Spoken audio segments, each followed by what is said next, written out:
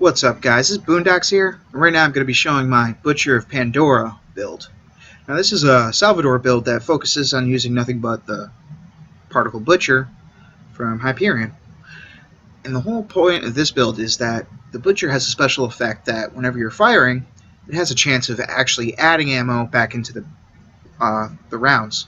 So between that and Salvador's abilities to add ammo back in, you can have really good synergies that make it so that you never run out of ammo and you never have to stop shooting. So of course I have a Fire Butcher and a Slag Butcher as my first main hand and offhand.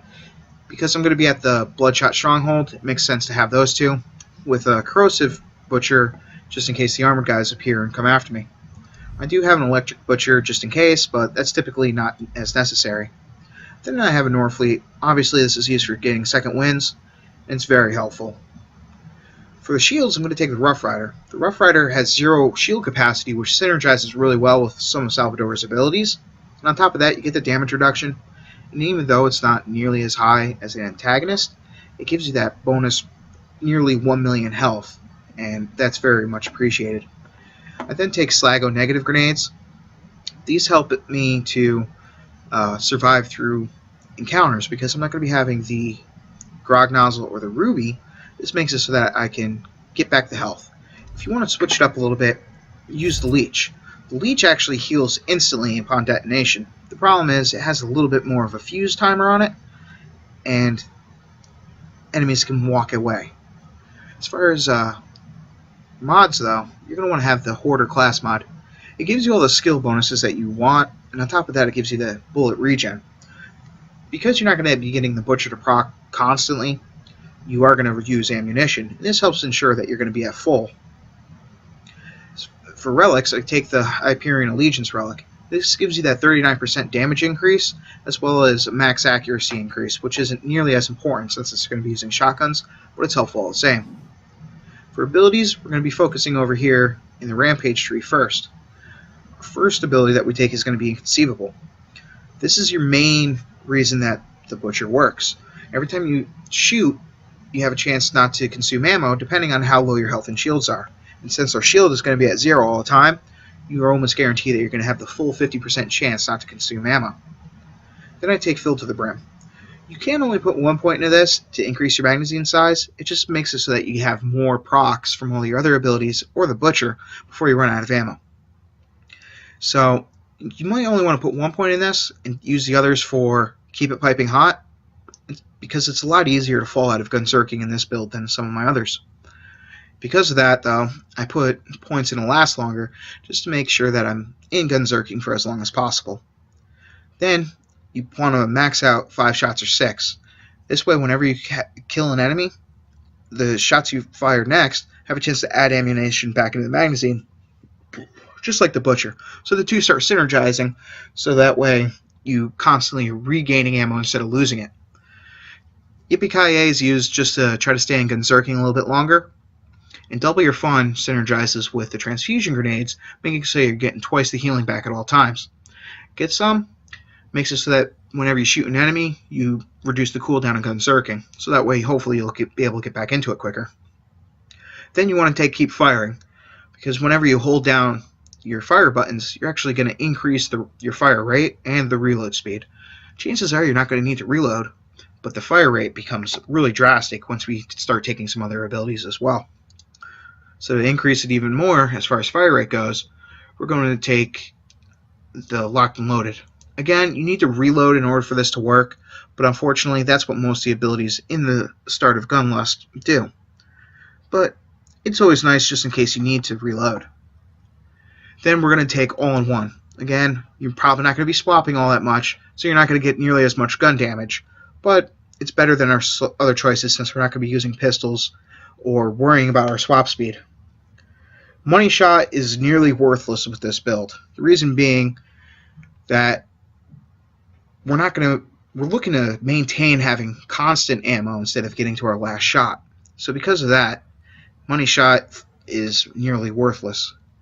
Autoloader can help, but you're not going to be switching between weapons very often, so it's not a necessary point. Divergent Likeness, though, is amazing. You gain extra 30% damage just from using the two of the same weapon. And since we're going to be using 2 shotguns, more specifically 2 butchers, you're going to have that extra 30% at all times. Then we're going to have Lay Waste. Killing an enemy increases your fire rate. Again, more fire rate, more killing, more death. Then Down Not Out is always nice. Just in case you do get downed, you'll be able to have both weapons out and higher chances of getting your second wind. Keep It Piping Hot. I do want to put some points into it, which if you take some from Fill to the Brim, you can toss over and Keep It Piping Hot, just so that way when you fall out of Gunzerking, you have that chance to do increased damage. Over here in the Brawn tree, I put 4 points in Harder to Kill to give myself an increase in my maximum health.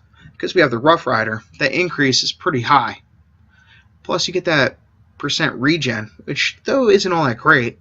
Since it's the Rough Rider and all the increased health already, it's going to be worth more than using just a normal shield. Then Insight's always nice because you get that movement speed whenever you get hit, and you're going to be getting constantly hit. I'm a Juggernaut makes it so that whenever you kill an enemy, you get reduced damage. Plus, when you're Gunzerking, you already take 50% reduced damage, so this just increases it a little bit more for you, and that's always helpful. And then I put points in Out of Bubblegum. This increases your fire rate when your shields are down.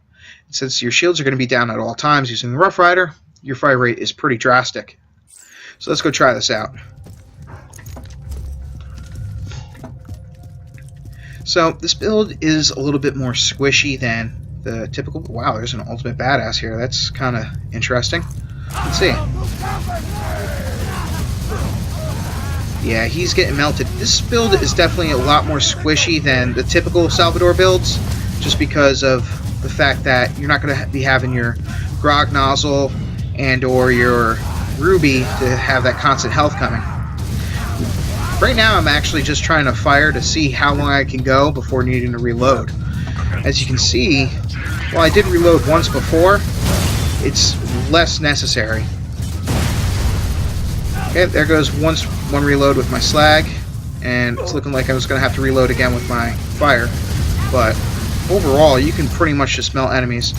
Here comes the armored guy, so switch over. It's pretty fast, the killing. And the real reason I built this was I honestly just got tired of the same old, same old build where you just keep using the double penetrating uncapped Herald with the Ruby or Grog Nozzle. It just kind of got boring. And I don't like being bored when I play video games. Right there, I got a little cocky. I didn't throw out my grenade before I went in for the kill, so it cost me my life, unfortunately. Not that big of a deal, though. Make sure you always reload your rocket launcher after getting a second wind, because you never want to be in the position where it's not reloaded and you get downed again. If you do start taking too much damage like I just did, then you might want to fall back just in case you need to heal up a little bit. You do have that constant health regen thanks to some of the abilities that we took in the Brawn tree, so if you fall back for just a little while, you'll be good to go. Yeah, because I kept getting downed, I ran out of my Gunzerking tree, which is really not nice. You need that up pretty much at all times in order to do the amount of damage needed to keep killing enemies.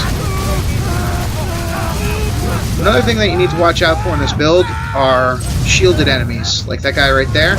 It's really, really easy to kill yourself because of the amount of bullets that you just constantly shoot out. It's pretty devastating. Yeah, right there I accidentally clipped myself. Hopefully that'll explode and give me some health back. No. Man. Like I said, it's a whole lot more glass cannon-y, but I really do think it's more fun to play, in some respects. I mean, I wouldn't use this all the time, but if you look, I've actually got full ammo now, where when I started, I didn't have full ammo. And I really do like Salvador. He's fun. and this makes him a little less ridiculously OP. So, in my opinion, that makes him even more entertaining. Because when you're just going into an area and instantly kill everything, the game's kind of pointless. I mean, yeah, it's fun to just destroy, aka rape face, but I also like to have some sort of challenge. It's kind of like my easy mode Axton build, where everything just dies automatically from my constant Norfleet spam. And yeah, you can kill pretty much everything except for bosses like that, but it's less entertaining in the grand scheme of things than, you know, actually getting in there and fighting. Hopefully I reloaded this. Yeah, I did. I'm feeling like I should actually get a Slago negative type weapon instead of my longbow, since I'm not planning on getting like face to face with enemies nearly as much. Though the leech does track enemies after you kill them. Uh-oh. This is probably going to be it for me. No? Okay. Yeah, let's see what my my Slago negative does as opposed to the fire leech. I feel like since the child grenades go out faster, and even though the healing doesn't come back instantaneously like it does on the fire leech, I feel like you actually get more healing from it overall. And I'm pretty sure the homing ability on it is a little bit quicker. Wow, I totally missed this guy. It's pretty obvious that this is a lot squishier of a build. In a team fight type situation, this might be a lot easier to live through, especially if you had, say, Siren with you. So that way you're constantly getting the heals if they spec into the heal tree. Harmony. So, I definitely do enjoy this build, though. It's a different take on Salvador while still using his Gunzerking ability, as well as some of his less used abilities to constantly be able to just slag and destroy enemies like it's nobody's business. So, that's a quick play of the Butcher of Pandora Salvador build. Hope you guys enjoyed it.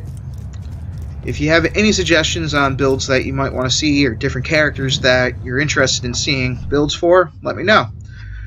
I'm less skilled with Gauge and Zero, but I can still work on them, and I like experimenting, so let me know. Anyways, good luck, have fun, and peace.